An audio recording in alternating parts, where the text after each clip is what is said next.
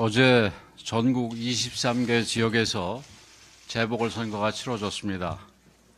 선거 결과를 무겁게 받아들입니다. 국민의 목소리에 더욱 세심하게 귀를 기울이고 더욱 가열차게 변화하고 혁신하면서 국민의 마음을 얻을 때까지 모든 노력을 멈추지 않겠다는 말씀을 드립니다. 내일 대통령 탄핵심판 선고가 예정돼 있습니다. 국회 탄핵소추 이후 111일, 변론 종결 이후 38일 만입니다.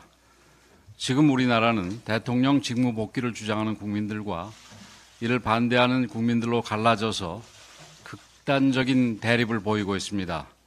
탄핵 심판 결과가 어떻게 나오든 큰 갈등과 혼란이 발생할 수밖에 없는 위태로운 상황입니다. 결국 가장 중요한 것은 헌법재판소의 올바른 판결입니다. 헌재가 국민들께서 납득할 수 있는 공정한 판결을 내려야만 판결 이후의 갈등과 혼란을 최소화할 수 있습니다. 헌법재판관들께서 법리와 원칙, 한 사람 한 사람의 양심에 따라 올바른 판결을 내려주시기를 기대합니다. 그런데 판결을 앞둔 이재명 대표와 민주당의 태도는 정말 충격적입니다. 이재명 대표는 승복 여부를 묻는 질문에 승복은 윤석열이 하는 것이라며 사실상 불복을 선언했고 민주당 의원들의 불복 선언이 줄줄이 이어졌습니다. 자신들이 원하는 결과가 나오지 않을 것 같자 이에 대비한 빌드업인지 마지막까지 헌재를 압박하기 위한 대국민 겁박인지는 알 수 없으나 어느 쪽이든 책임 있는 정치 지도자의 태도라고 할 수 없습니다. 이재명 대표가 바라는 것이 충돌과 유혈 사태인지 묻지 않을 수 없습니다. 애당초 오늘의 사태를 불러온 데는 민주당 책임이 가장 큽니다.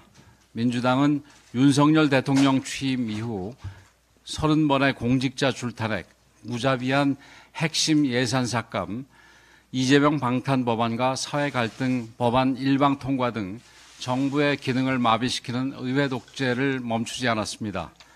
지금 대한민국은 그 어느 때보다 심각한 위기 상황입니다. 외교, 안보, 경제, 민생 모든 분야에서 경고등이 켜졌습니다. 어제 미 트럼프 행정부는 우리 제품에 대해 일본이나 EU보다 높은 25%의 관세율을 부과한다고 발표했습니다.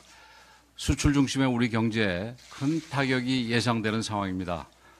이대로는 우리의 미래를 장담하기 어려운 상황에 처해 있습니다. 이 위기를 극복하고 다시 도약의 길로 나아가려면 가장 먼저 정치부터 달라져야 합니다. 정치가 갈등의 조정자이자 사회통합의 마중물이 되어야 합니다. 아무리 의견이 달라도 대화와 타협을 통해 문제를 해결해 나가야 합니다. 그리고 그 과정은 반드시 법과 제도의 틀 안에서 이루어져야 할 것입니다. 민주당의 대우각성과 승복선언을 강력하게 촉구합니다. 국민 여러분들께도 간곡하게 호소드립니다. 설령 받아들이기 힘든 판결이 나온다 해도 법과 제도의 틀 안에서 그리고 대화와 타협이라는 정치의 본질을 지키며 대안을 모색하고 절충안을 만들어 나가야 합니다. 그런데도 갈등을 부추기고 혼란을 키우는 정치 세력이 있다면 국민 여러분들께서 과감하게 퇴출시켜 주시기 바랍니다. 또한 어떤 경우에도 국민의 생명과 안전보다 더 중요한 것은 없습니다. 선거 당일 그 어떤 불상사도 있어서는 안 됩니다. 저는 한덕수 국무총리 권한대행 측에 선거 당일 및 이후에 안전관리에 각별히 노력해 줄 것을 요청했습니다. 경찰은 질서 유지와 사고 방지에 최선을 다해 주시기를 부탁드립니다. 저와 국민의힘은 대통령 탄핵 심판 판결에 승복할 것이며 탄핵 심판 이후를 철저히 준비하고 대비할 것입니다.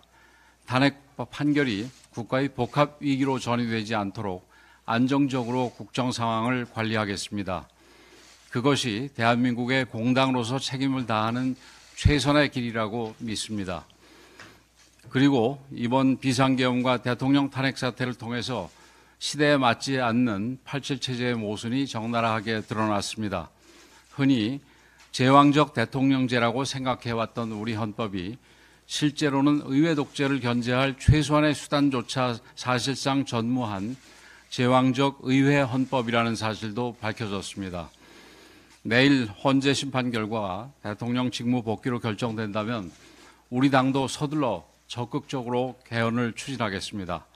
대통령께서도 임기에 연연하지 않겠다고 약속한 만큼 국민의 뜻을 모아 시대 정신에 맞는 헌법을 만드는 데 최선을 다하겠습니다. 행정부, 입법부, 사법부 어느 것도 특정 개인이나 세력에 장악되지 않고 다양화되고 다원화된 국민 요구를 담아내는 더 큰 헌법을 만들겠습니다.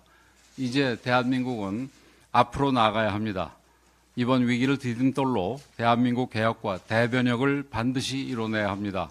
국민의힘은 대한민국의 자유와 번영을 위해 모든 것을 바칠 것입니다. 감사합니다.